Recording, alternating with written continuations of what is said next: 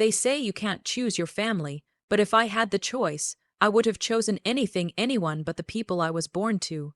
My entire life, I was told that blood is thicker than water, that family always comes first, and that no matter what, they would love and protect me. But all of that shattered the moment my sister sprayed perfume into my son's eyes. And when I turned to my parents, desperate for help, for anger, for justice, they just laughed. My mother actually clutched her stomach, gasping, while my father chuckled and said, "At least he smells better now."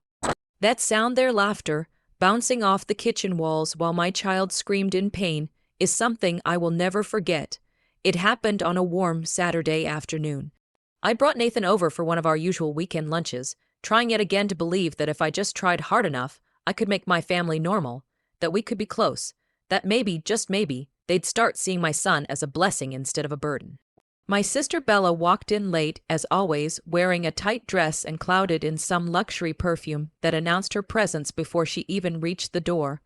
Nathan, just 3 years old and full of innocent joy, ran up to her with his little arms outstretched. "Auntie Bewa," he chirped, and then, with the coldest smile, she reached into her bag, pulled out a heavy glass bottle, and sprayed perfume straight into his face. I heard the hiss of the nozzle first. Then I heard Nathan scream. He collapsed to the floor, his small hands clawing at his eyes, sobbing in agony. I lunged forward, scooping him up, trying to figure out what had just happened. His skin was already red, his eyes squeezed shut, tears streaming down his cheeks. I screamed at Bella, asking what the hell she had done. She blinked casually like she didn't understand what the big deal was. "Relax," she said. "He was getting too close, and he stinks like spit up. I did you a favor." I was shaking, holding Nathan close, trying to soothe his sobs, trying to rinse his eyes with cold water from the kitchen sink, while my parents stood there, unmoved. My mother rolled her eyes, muttering something about me being too sensitive as always. My father had already gone back to watching TV in the living room like nothing had happened. I couldn't process it. I wanted to scream, to shake them, to demand they show some humanity. But they just stood there blank, annoyed, almost amused, like I was overreacting to a spilled drink instead of a chemical attack on my toddler's face. When I told them I was taking Nathan to the hospital, they groaned. My mother scoffed, "Don't start drama over every little thing. It was just a spritz of perfume." I ignored them. I buckled Nathan into the car, his cheeks streaked with tears, his swollen eyes barely able to stay open. At the emergency room, the doctor said his eyes were irritated and inflamed, but thankfully there was no permanent damage. Still, he would need eye drops for several days, and he'd be in discomfort for a while. When I called my parents from the hospital needing support, maybe just someone to say they were sorry, all I got was my mother's annoyed voice. "So, are you done now?" she said flatly. "You're always looking for a way to blame Bella." I hung up and sat there in that hospital room, cradling my son while he whimpered in his sleep, and I felt a heaviness settle over me. It wasn't just what had happened that day, it was everything. I started to realize how many times I had excused things, told myself it was normal, convinced myself that my family loved me, even if they didn't show it the way I wanted. But that was a lie. The truth was ugly. My parents didn't respect me. They didn't care about my son, and they would always defend Bella no matter how cruel or dangerous her behavior was. I thought back to the other times they had dismissed me, the times they had laughed when I cried, or ignored me when I asked for help. This wasn't new. This was a pattern. I just hadn't let myself see it fully until that moment in the ER. Something inside me hardened that night, sitting there in the dark, with Nathan asleep beside me, and the smell of antiseptic still clinging to his clothes. I realized I couldn't let this go. Not like all the other times, not like when my sister jokingly cut holes in my favorite dress and blamed it on me being too fat for it anyway. Not like when my parents let her scream at me in front of guests and said I was too emotional. This was different. This wasn't just humiliation or verbal abuse, this was my son.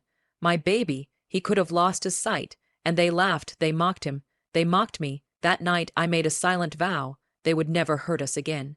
And they wouldn't walk away clean, not this time. The first thing I did was start documenting everything, every text, every voicemail, every conversation.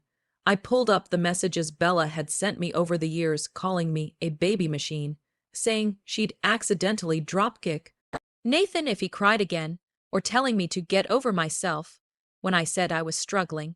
It was all there, hiding in plain sight. I started recording calls with my parents too. One evening, I baited my father into one of his usual rants, and he said on tape, "Maybe if you weren't so damn useless, we wouldn't have to pick up the slack with your bastard kid." My hands trembled as I saved the audio file. I wasn't shocked. I was validated.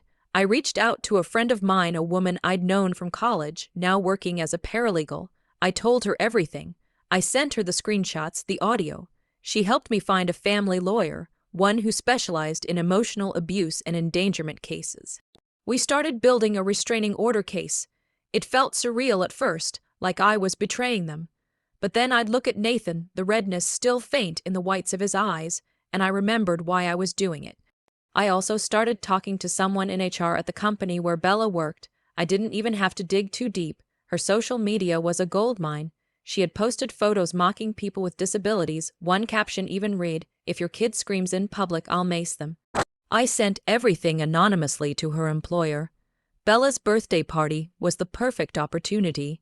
She had planned this elaborate dinner at a swanky restaurant, invited her coworkers, her bosses, her influencer friends, the whole world she'd built around her curated image of perfection. Of course, I wasn't invited.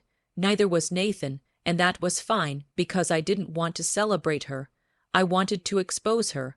I arrived wearing all black, hair tied back, no makeup, not to look dramatic, but to show them I wasn't there to impress anyone. I was there to end it. The maitre d' tried to stop me at the door, but I spotted Bella at the center table, laughing, glass of wine in her hand, and I walked straight past him like I owned the room. Heads turned. Conversation stopped, and Bella's smile froze the second she saw me. She looked like she had seen a ghost. I walked right up to her table. No greeting, no pleasantries. I placed a small silver USB drive on the table in front of her plate and looked her dead in the eye. Her coworkers shifted uncomfortably. I could feel my parents watching from the far end of the table, their expressions darkening. On that drive, I said, loud enough for every single person at the table to hear, "Is every message you've sent mocking my son? Every threat you made? Every time you laughed about hurting him? And a few recordings of mom and dad laughing about it too?" My voice didn't shake. I didn't cry. I had rehearsed this moment 100 times in my mind. Tomorrow morning your boss will have a copy. So will HR. So will every single mutual friend we've ever shared. Bella opened her mouth to speak, but I cut her off. "Don't bother denying it. I've got everything backed up to the cloud, to my lawyer, and to multiple email inboxes." Then I turned to my parents. "You always said I was too weak, that I should be grateful for your roof, your leftovers, your insults, but you tried to break me, and you failed." My mother hissed my name, trying to keep her voice low, scandalized by the attention. I just smiled. "You'll never see Nathan again. There's a restraining order on its way, and I have a court date next week. You lost your daughter the moment you laughed at her son's pain. You just didn't realize it until now. That night, when I walked out of that restaurant, I didn't look back. Not once. I didn't care about the whispers, the shocked faces, the chaos I left behind. All I cared about was the peace waiting for me at home, the tiny, sacred world I had built for my son and me. And for the first time in my life, I didn't feel like a victim. I felt powerful, not because I had destroyed them, but because I had chosen us, chosen safety, chosen truth, chosen freedom. In the months that followed, everything changed. Bella's reputation crumbled. The company couldn't risk keeping someone with that kind of baggage. She was fired, and word spread fast in her industry. My parents tried to play the pity card, crying to relatives, saying I had lost my mind. But no one was buying it. Once the truth was out, it stayed out. I blocked them all, changed my number, moved to a new home in a quiet neighborhood where Nathan could grow up without the weight of their cruelty pressing down on his tiny shoulders. Nathan is thriving now. He laughs freely, runs through our backyard chasing butterflies, and sleeps soundly at night. He doesn't remember everything from that day, and I thank God for that. But I remember. I remember the scream. I remember the laughter. And I remember how close I came to accepting it, to letting it continue, just because I was afraid to stand alone. But now I know better. I know that real love doesn't hurt like that. Real family protects, and when the people who are supposed to love you become the ones who break you, you don't owe them silence. You owe yourself justice. This wasn't just revenge. This was reclamation. I didn't burn bridges. I lit torches to guide us both out of the darkness.